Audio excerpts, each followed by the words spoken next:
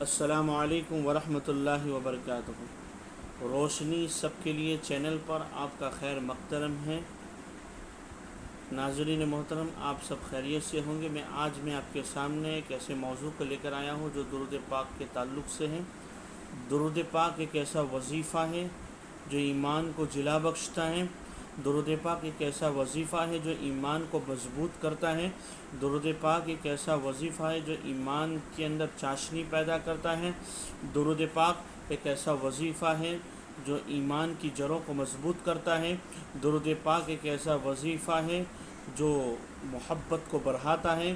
درود پاک ایک ایسا وظیفہ ہے جو کل قبر میں بھی کام آنے والا ہے، کل قیامت کے میدان میں بھی کام آنے والا ہے۔ آئیے میں آپ کو قرآن اور حدیث کی روشنی میں اس کا مقام سمجھانا چاہتا ہوں۔ اللہ نے قرآن مجید کے اندر ارشاد فرمایا، ان اللہ وملائکتہ یصلون علی النبی یا ایھا الذین آمنوا صلوا علیہ وسلموا تسلیما، کہ بے شک اللہ اور اس کے فرشتے اپنے آقا صلی اللہ تعالی علیہ وسلم پر ہمیشہ درود پاک پڑھتے رہتے ہیں۔ لہذا ایمان والو، تمہاری بھی یہ ذمہ داری ہے کہ اپنے آقا صلی اللہ تعالی علیہ وسلم پر کثرت سے درود پاک پڑھ لیا کرو۔ حضرت حذیفہ رضی اللہ تعالیٰ عنہ سے روایت ہے، اللہ کے رسول صلی اللہ تعالیٰ علیہ وسلم نے فرمایا، اے میرے امتیوں، تم پر رومیوں کی مخالفت کرنا لازم ہے۔ صحابہ نے عرض کی، یا رسول اللہ، ہم کس قسم کی مخالفت کریں؟ فرمایا، وہ لوگ جو اتوار کو گرجے میں جا کر خدا کی عبادت کرتے ہیں، مجھے برا بھلا کہتے ہیں اور میری بدگوئیاں کرتے ہیں، اگر تم لوگ اتوار کی صبح کی نماز کے بعد بیٹھ جاؤ گے، طلوع آفتاب کے بعد دو رکعت یا جنتی طاقت اللہ تم کو عطا فرمائے گا۔ نماز پڑھ کر مجھ پر 7 مرتبہ درود پاک پڑھو گے، پھر اپنے لیے، اپنے والدین کے لیے اور مومنین کے لیے دعائیں مغفرت کرو گے تو رب العالمین تمہارے اور تمہارے والدین کی مغفرت فرمائے گا، اور تمہاری اس وقت کی دعا اللہ قبول فرماتا ہے جو مجھ پر درود پاک پڑھتا ہے۔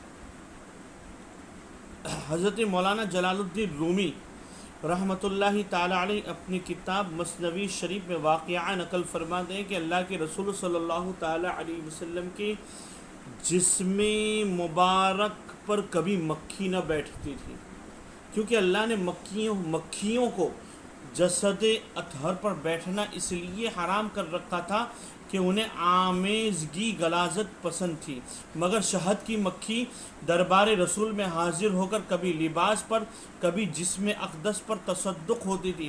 ایک بار شہد کی مکھی حاضر خدمت ہوئی، رسول پاک نے پوچھا، اے مکھی، یہ بتا کہ شہد کس طرح تیار کرتی ہے؟ تو عرض کہ یا رسول اللہ صلی اللہ تعالی علیہ وسلم، ہم بیلا، چنبیلی، گلاب وغیرہ ہر پھول کا رس چوستے ہیں، جب اپنے چھتے میں آ کر اگل لیتے ہیں تو وہ شہد بن جاتا ہے۔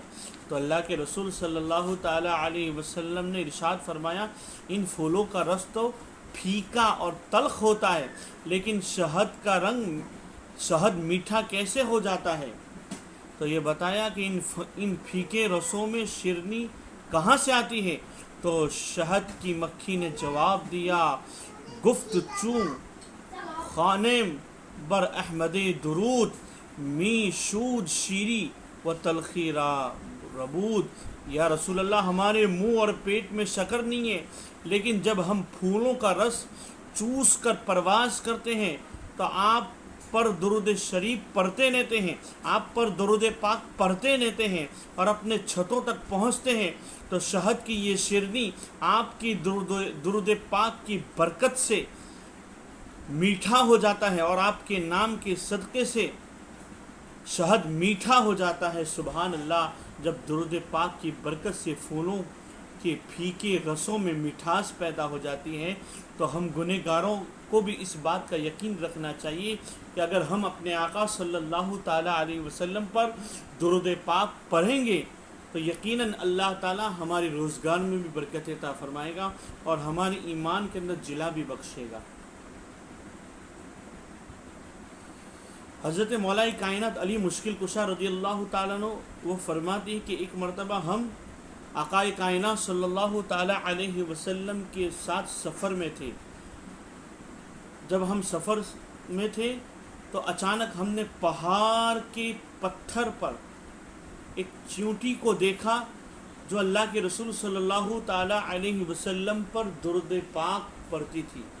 جب میں نے اللہ کے رسول صلی اللہ تعالی وسلم سے فرمایا یا رسول اللہ صلی اللہ علیہ وسلم فلاں پہاڑ پر ایک چیونٹی آپ پر درود پاک پڑھتی ہے، تو اللہ کے رسول صلی اللہ علیہ وسلم نے ارشاد فرمایا اے علی تم جانتے ہو مجھ پر چیونٹی کیا، اللہ نے جتنی مخلوق پیدا کی ہے، چاہے وہ پہاڑ ہو، چاہے چیونٹی ہو، چاہے پرندہ ہو، چاہے جانور ہو، چاہے انسان ہو، زمین کے اندر ہو یا آسمان کے اوپر، جتنی مخلوق اللہ نے پیدا کی ہے ساری مخلوق مجھ پر درود پاک پڑھتی ہے اور مجھے پہچانتی ہے کہ میں اللہ کا سچا نبی، اللہ کا سچا رسول ہوں۔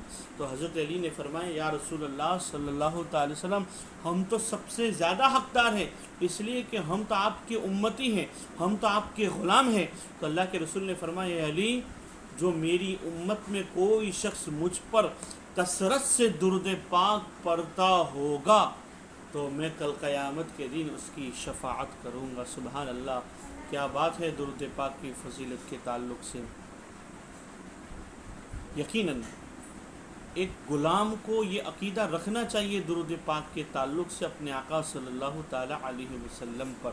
اے مسلمانوں، آج اتنی پریشانیوں میں ہم مبتلا ہیں، آج ہم اتنے درد میں مبتلا ہیں، آج ہمارے گھر پر پریشانیاں دستک دے رہی ہیں۔ وہ پریشانیاں کیا ہیں؟ وہ پریشانیاں یہ ہے کہ روزی میں برکت نہیں ہو رہی ہے، اولاد نافرمان ہو جاتی ہے، بیوی میں انبن ہے، پڑوسی سے نہیں بن رہی ہے، سوسائٹی میں سکون نہیں ہے۔ تو اے مسلمانوں، اس کا ایک ہی علاج ہے، تم اپنے آقا صلی اللہ تعالی علیہ وسلم پر درود پاک کثرت سے پڑھو۔